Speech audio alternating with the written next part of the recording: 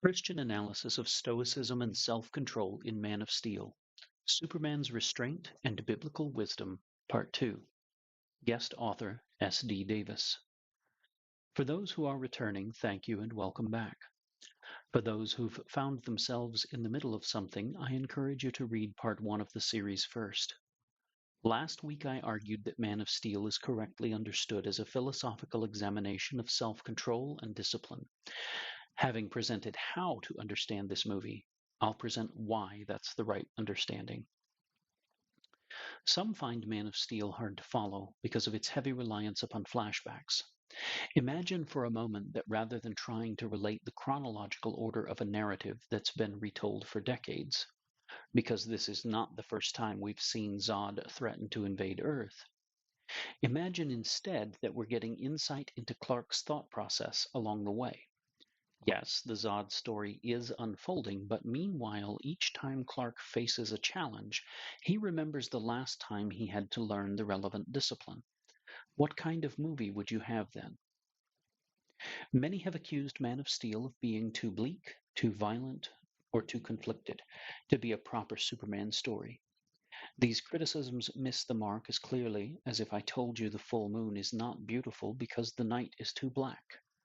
Man of Steel is not confused about its subject. It is precise. What it offers is not a celebration of power, but an examination of restraint, an epic about self-control that unfolds in concentric circles around Clark Kent. The tragedy of Krypton establishes the moral strata immediately. Jor-El, Clark's biological father, explains that the Kryptonians destroyed their world by harvesting its core. Their downfall was the result of willful ignorance driven by their catastrophic lack of self-control. They consumed without restraint, engineered life without humility, and optimized for power without regard for consequence. Krypton did not fall because they lacked strength, but because they lacked restraint. Against this backdrop, Man of Steel frames Clark's life as a deliberate counterpoint. The film reinforces the themes of introspection and sobriety visually. Much of Man of Steel is shot under overcast skies with muted and desaturated colors.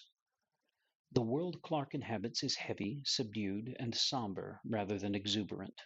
Everything about the Kryptonians, their world, and their technology is gray, strong as steel and just as colorless.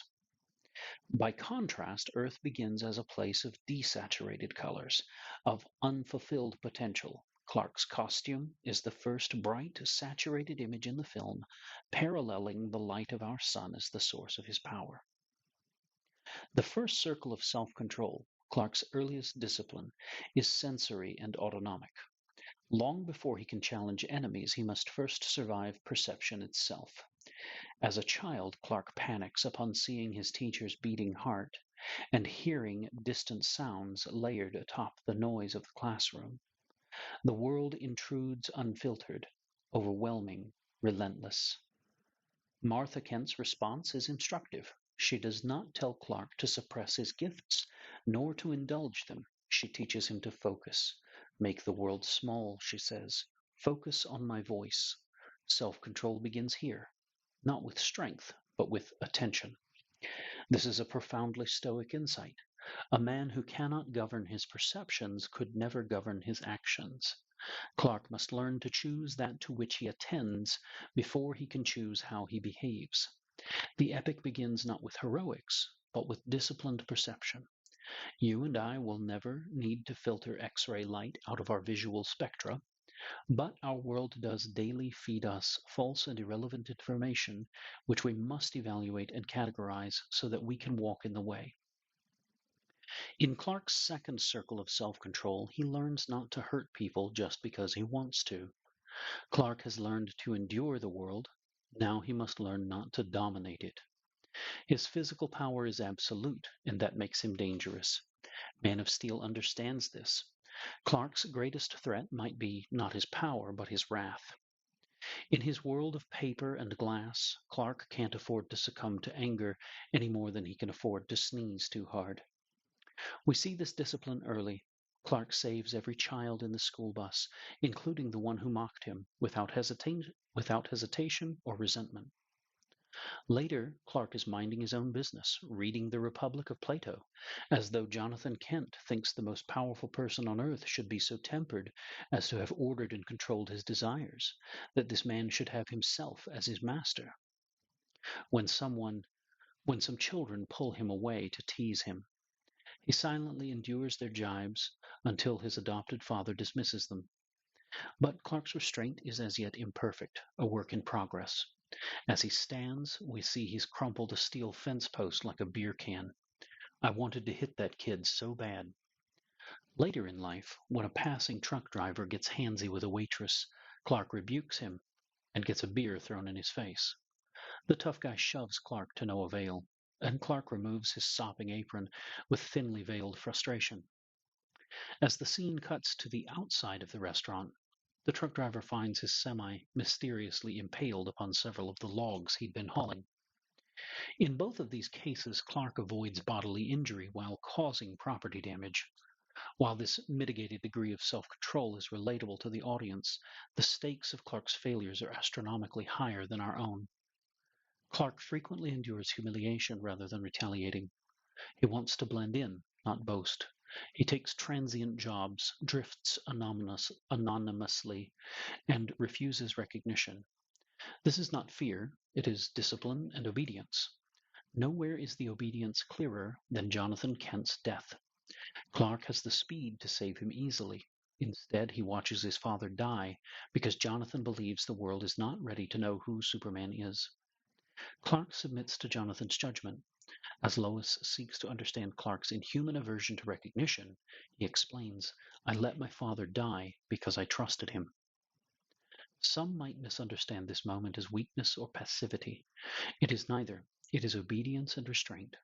Clark was trusting his father's judgment more than his own desires and impulse, even at prodigious personal cost. Clark's anger at injustice, at loss, at the unfairness of the moment is brought under control by his love for his father. More than once, Jonathan Kent tells young Clark he must hide his abilities because the world isn't ready to know and see Superman. Editor Perry White echoes this sentiment when he refuses to publish Lois's first article about her alien rescuer. Can you imagine how people on this planet would react if they knew there was someone like this out there? However, I believe another and unspoken item on Jonathan's mind was that Clark wasn't ready to be seen and known as Superman. I contend that the world never became mature enough to accept Superman. Zod merely made them desperate enough to need him. When we've watched Clark learn such obedience and suffering that he obeyed his father and stood by as Jonathan died, and still he was not deemed ready, what deeper discipline awaits? What greater sufferings must he endure until he stands before humanity as a beacon of hope? Writing of Clark's archetype, as the author of Hebrews says, though he was a son, yet he learned obedience through what he suffered, and being made perfect, he became the author of eternal salvation to all who obey him. Man of Steel is more than a demigod discovering his strength. It's a man being alloyed into moral readiness. Power is restrained, anger is governed, obedience is learned, and authority is delayed. Only after these disciplines are forged can Clark face his final terrible question.